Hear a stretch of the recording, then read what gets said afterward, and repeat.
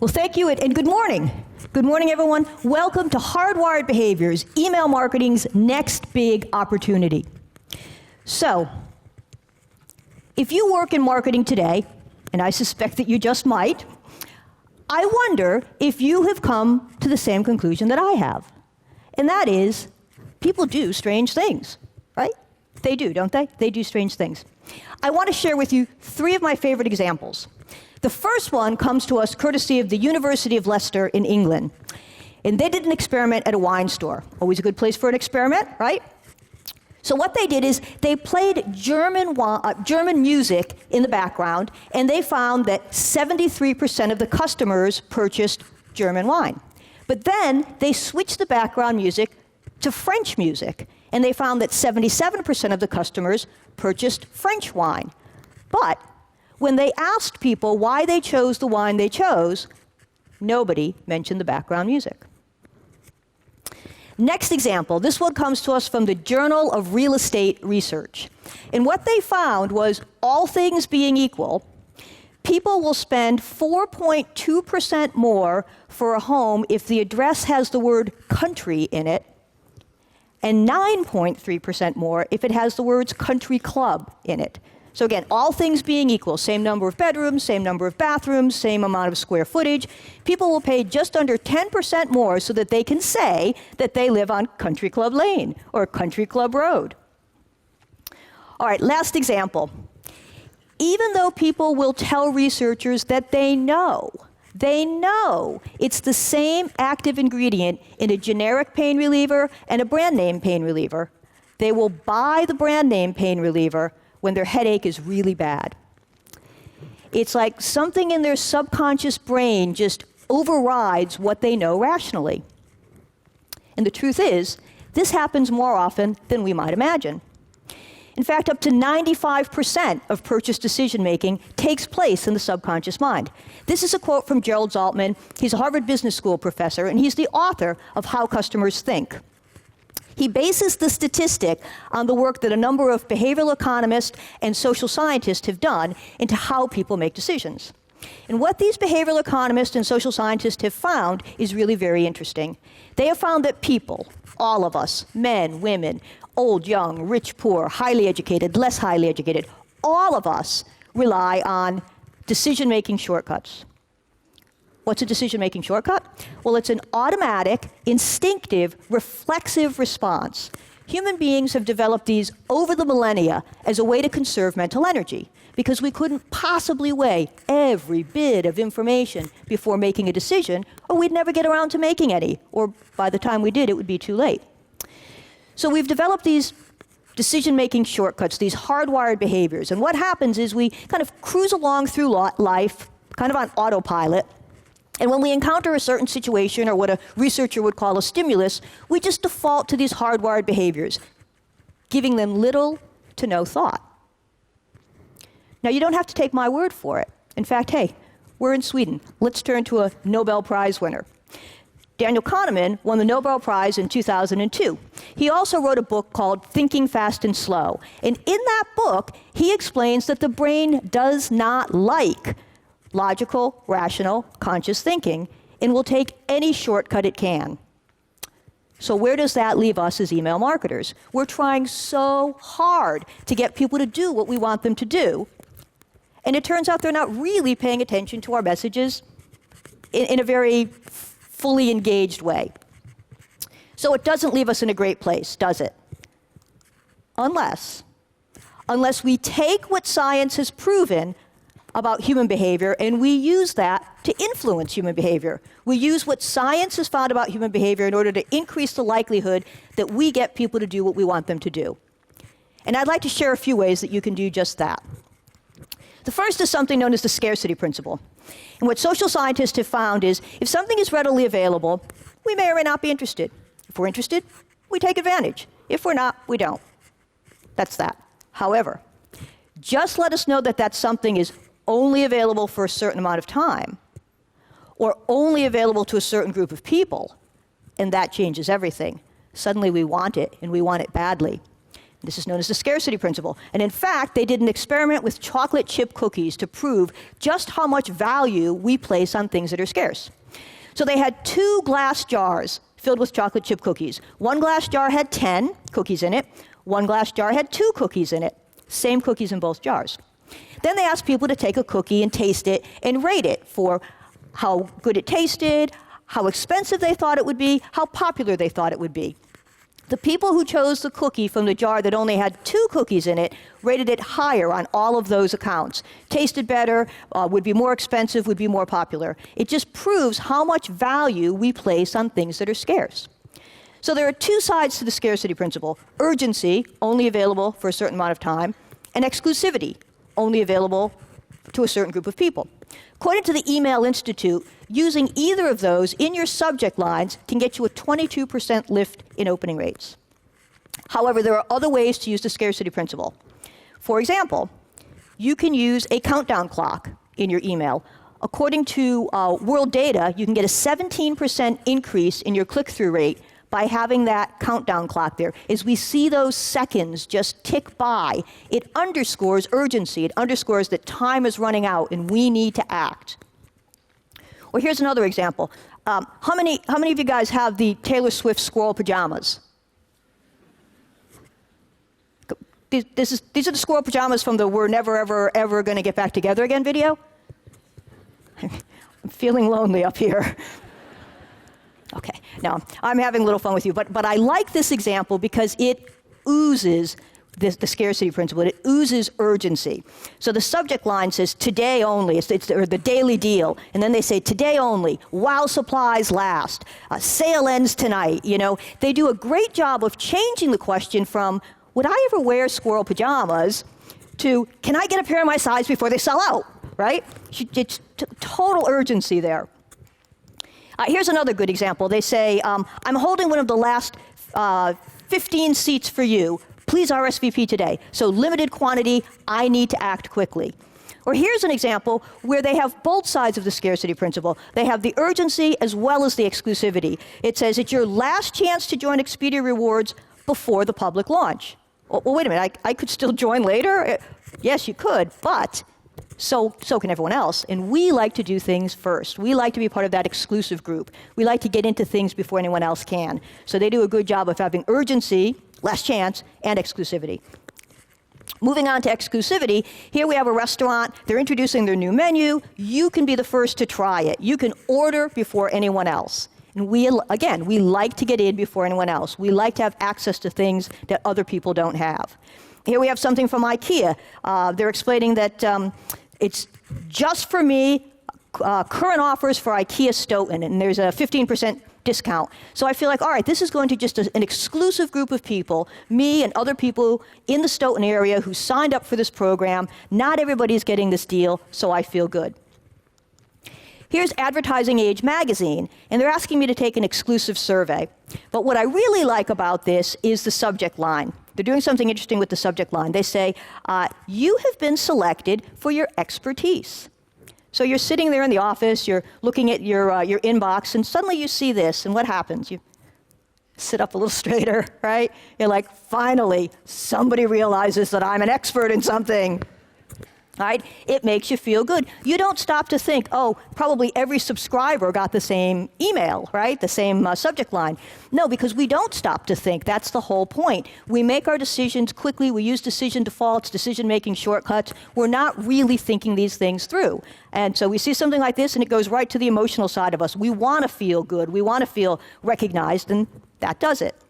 The last thing about the scarcity principle is you can have an exclusive source, and that can work wonders for your emails. As a matter of fact, according to world data, if you have an email-only offer, you can expect a 22% lift in opening rates if your subject line says the email contains an offer that they can't find anyplace else.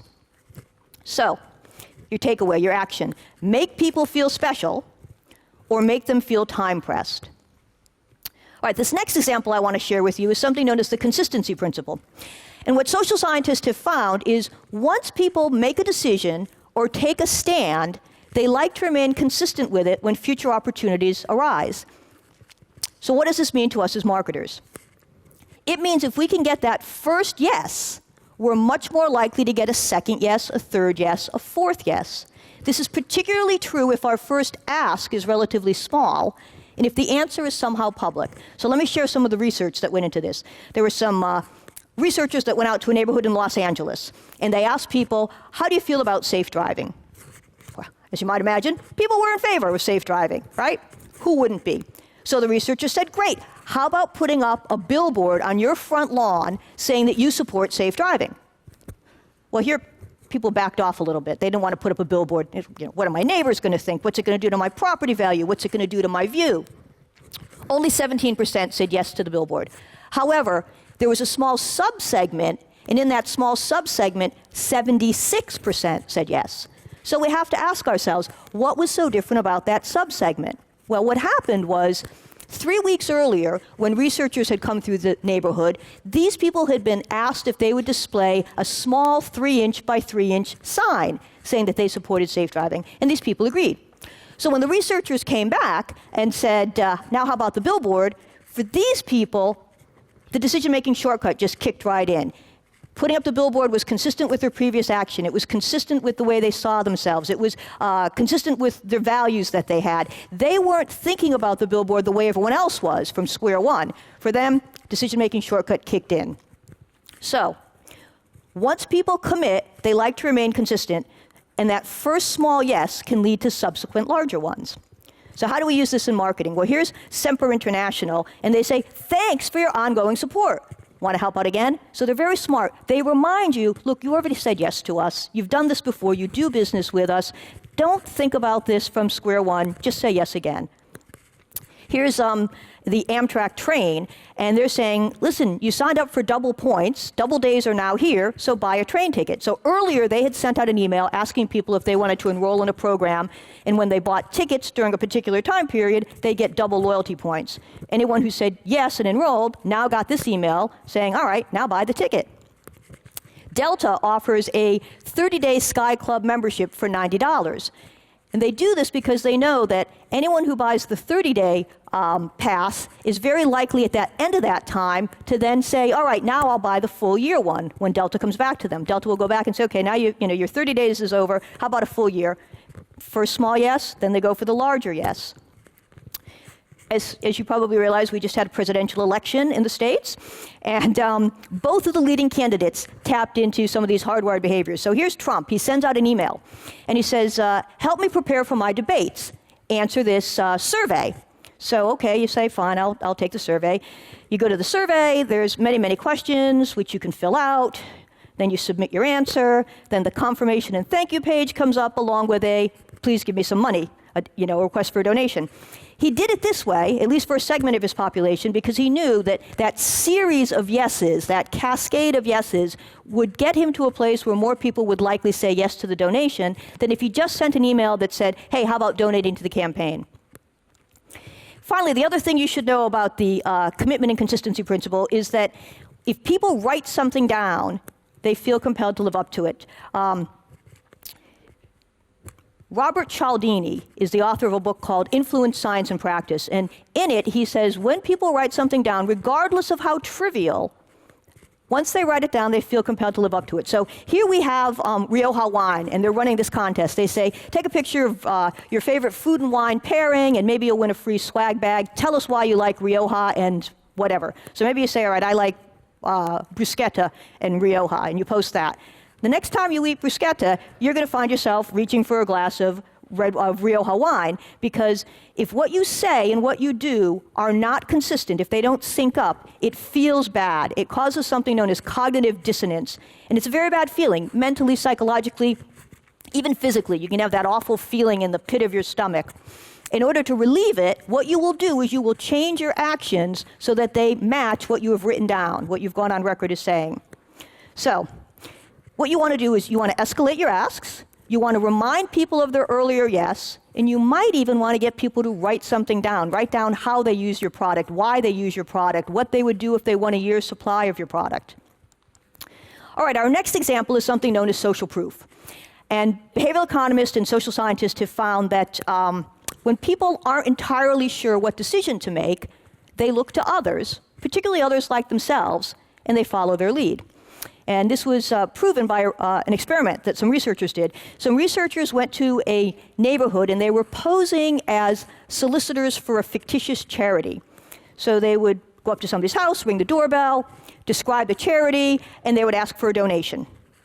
And what they would do is they would show the list of everyone else who had already donated. And the longer that list was, the more likely the person in front of them would be to donate. Imagine you're the person at the door. You've answered the door. There's two guys you don't know. They've described a charity. It sounds lovely, but you've never heard of it. You couldn't because it was fictitious. And then they say, would you like to make a donation? And you're not really sure. And they show you this list, and there's a lot of other people that donated. And you think, well, a lot of other people in this area have, so I will too. Or there's not very many names, and your decision-making shortcut is, I don't think I will. It's a very common decision-making shortcut. We do what other people do, particularly if they're like us. How do we use that in our email marketing? Back to politics. This is the Clinton campaign. 347 people in your area have already donated. Will you join your neighbors now? Or back to Mr. Trump. I've already heard from several people in your community.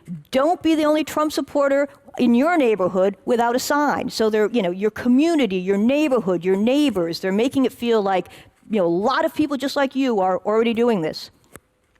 Here's a B2B example, and this one is interesting. They say your marketing peers' top downloads from the first half of 2016. Now, they could have said our top downloads from the first half of 2016, but we have a tendency to believe other people like ourselves, much more than we believe marketers. So instead of On24 saying, here's our top downloads, they said, here are your peers' top downloads. Here's an interesting example of social proof exerted on me, and then they asked me to turn around and exert it on someone else. They say, see who's coming to Boston, see who's coming to Direct Exchange, and then, invite your colleagues. So what they want me to do is look and see who's already signed up for this conference. And if I see agency names that are similar to my agency name, or if I see titles that are similar to my title, I might think, oh, well, I should probably go to this. People like me are going. Then I send the email to people that I know, and they say, oh, Nancy's going to this. Maybe I should go too. So a good example of social proof on me, social proof that I exert on other people. I don't know if anyone is familiar with a private online shopping club called Beyond the Rack, but what they do is they take designer merchandise, they put it at a deep discount, and they have it on sale for about 48 hours. So you need to get in and get out quickly. But at one point they sent out an email and they said they were having a sale on Coach bags. Who can't use another Coach bag, right? So I think, all right, I'm going to go and check it out. I get to the site, and there are 4 Coach bags, but I can only choose from 3, because the one on the left, right, whatever, the one on the left, there we go, the one on the left is reserved by others. Well, which one do I want? I want the one everyone else has. I want the one that's reserved by others. However, they do tell me that I can check back in 12 minutes. Not 10, not 15, but 12, which sounds like I have hope, doesn't it? Right? It's like, oh, maybe. And if one miraculously becomes available, I'll pounce on it, because now I have one of the last ones that everyone else has. I can be like everyone else. So, your takeaway or your action. Show your target that others have already done what you want them to do. All right, we have 2 more I want to share with you. One of them is called loss aversion. And what social scientists have found is people are more motivated to avoid pain than they are to achieve pleasure or gain. We're more motivated to avoid pain than we are to achieve gain. This is a little counterintuitive for us as marketers, because in marketing, we're all about the wonderful things that will happen if you do what I'm asking you to do. So we send out these emails, and if you buy the product, if you download the white paper, whatever it is, all these wonderful things will happen. These are the advantages or the gains that you'll get. The only problem is that doesn't motivate us quite as much as loss does. For example, if you were playing a slot machine, if you were gambling, you were playing with the slot machine and you won 500 krona. Maybe on a scale of 1 to 10, that would be a 5. It's not a million krona, but it's 500. That's pretty good. But if you lost that same 500, it wouldn't be a -5. It would be a -10. We feel pain and loss twice as powerfully. So we're 2 times more motivated to avoid pain than to achieve gain. So you might want to consider a little bit of well-placed loss aversion in your email marketing. I wouldn't say walk away from benefits entirely. I really wouldn't. But a little well-placed loss aversion. So here we have Hewlett-Packard, and they say, you have no idea what you've missed. They're not talking about what's coming up. They're talking about what you've already missed out on. And immediately, I get that sense of loss aversion. It's like, I missed out. Here's Jay Peterman. and they're showing some articles of clothing, and they say, if you're waiting for these to go on sale, don't. They probably won't be around that long. And this happens to us a lot. We see something like, oh yeah, I might want to get that. Let me think about it, or maybe I'll come back and check, see if it goes on sale. They go right to the heart of that. And they're like, if you even think you might want this, don't you be waiting, because it's probably not going to be there. Here we have an interesting subject line. They say, 7 emails you should never send. Now, many clients, in my experience, have said, make it more positive. Flip that. Say, 7 emails you should always send. And that would be a fine subject line. It really would. And people would want to know that. But what we really want to know is the ones you should never send. We do not want to make the mistakes other people make. Here's the inbound conference, and they say, don't pay an extra $300 for inbound. Now, they could have said save $300, right? But they frame it in terms of loss aversion. Don't pay an extra $300. And finally, if you're going to be using loss aversion, it's always helpful when you point out what somebody is doing wrong to then explain to them that there's a solution, that you can help them. So here they say why your conversions suck and how you can fix it. So if you just tell them, listen, you're losing out, you've screwed up, you've done it wrong, and you leave them there, they might be like, oh, what am I going to do? It is what it is. But if you guide them out and say, here's how to fix it, that gives them hope. So your action or your takeaway is help people avoid mistakes.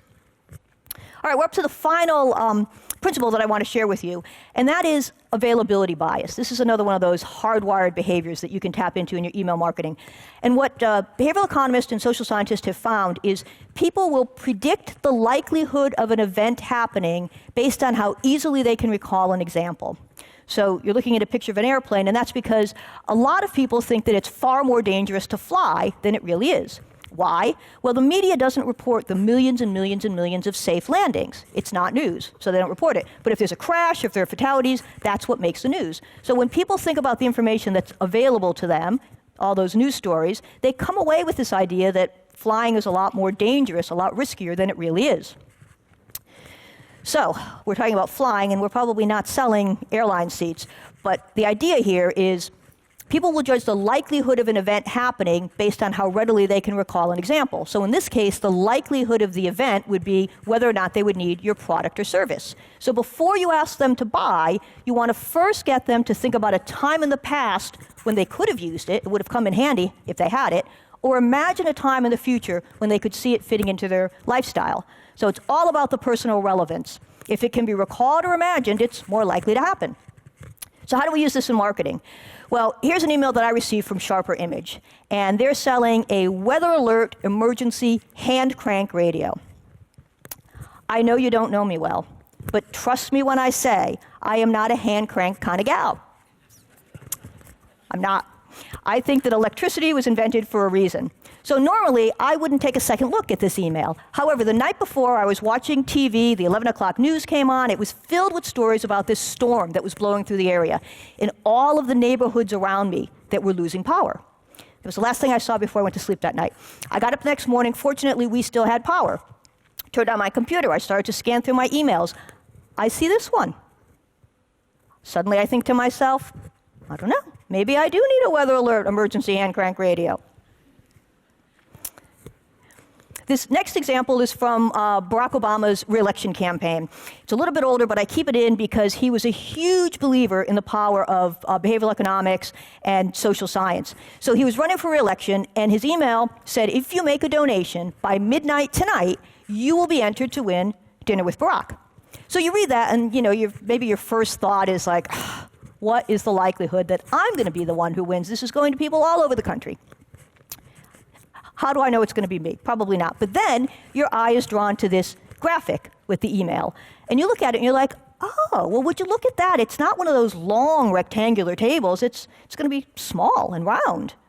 There are only going to be 8 of us sitting there. I'll be to the president's right. My guest will be to his left. You could see it. You could envision it. You could imagine it. It became that much more real, and it did very well for him in terms of raising money. Here's a more commercial application. This is from the Boston Globe. They're trying to get people who buy the Globe to get gift subscriptions of Globe.com. So they said BostonGlobe.com can be an incredible gift for your, and then they list 10 different descriptors. Your avid reader, your political junkie, your sports fan. And as you read each one of those, you start to fill in the name of someone that you know. Like, oh, my uncle is an avid reader. My grandfather's a political junkie. My son away at university is an avid sports fan. By the time you've finished, you have 10 people that you might potentially want to get a gift subscription for.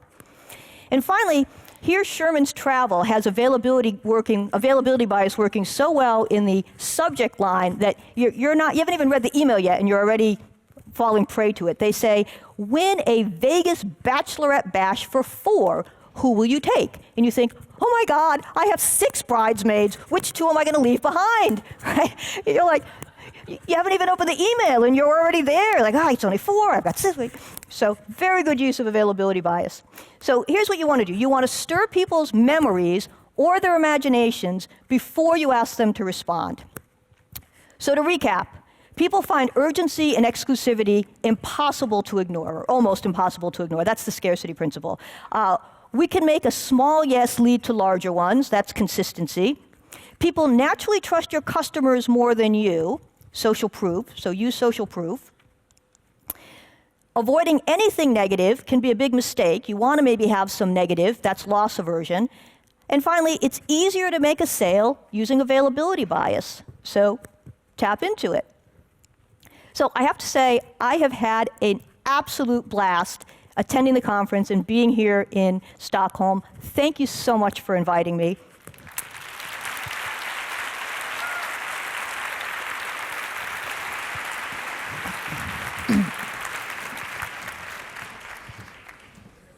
All right. Thank you, Nancy. So many useful tips in such short time. It's perfect. Well, thank you.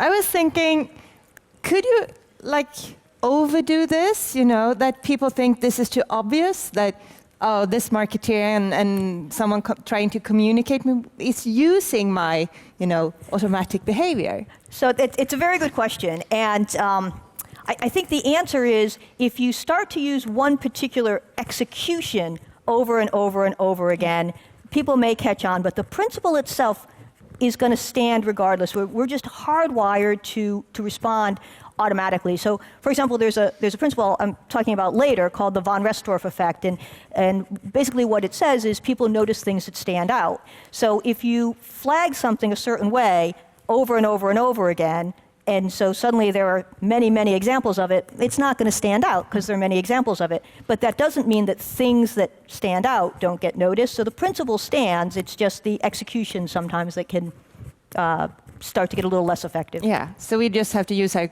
creativity and find new ways of using the principles. Precisely, yeah, yes. Great. Yes. Let's check with my friends over there if there are any questions from the audience. Yeah, we do have one here. If a company was sticking to this strategy for a while, wouldn't it become obvious to the customers in the end that we were just playing mind games with them? Ooh, mind games. I think there are a couple of different things that would factor into that answer.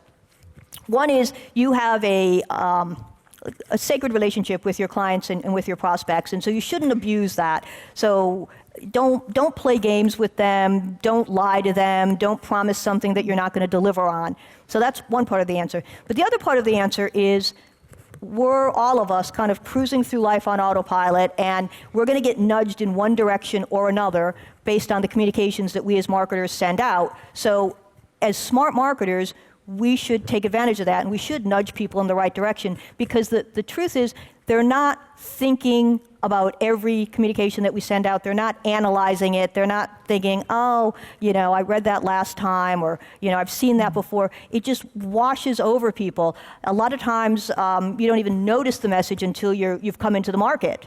And then suddenly when you come into the market, you're starting to pay attention, or you're seeing similar ones. So I think it's a very good question, but there's less likelihood of people saying, they're just playing mind games, if you do it the right way. Okay, do we have any other questions?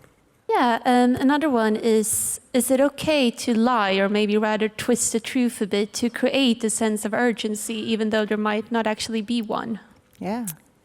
So, well, again, you've got this sacred relationship with your clients and with your prospects, so I would not advocate lying. However, you can create time-limited offers, right? So, I wouldn't say you've got to respond today or you're going to lose out. If in fact you can still respond tomorrow or next week or next month, but maybe you've got a special offer that really does expire, on the next day. Maybe you're, giving a special discount or something, a special gift along with purchase. If you're not, I wouldn't say that the offer expires, but you could simply say, reply today, which creates urgency. It makes you feel like, oh, I should respond now, without suggesting that, if you don't, you're going to lose out entirely. So I think, you're raising some interesting questions about lying, and a lot of times marketers get a bad rep for not being truthful. I think I read one study that said that we were just above used car salesmen in terms of honesty, according to how people perceived us, the public perceived us. So we don't want that. We don't want to underscore that impression. So you should be honest, but on the other hand, if you were a pitcher and you knew that the batter who just stepped up to the base was going to more than likely bunt, you would probably factor that in when you pitched, right? So knowing how people are going to respond helps us as marketers serve up the best pitches, I guess. Okay, big thank you, Nancy. Thank you.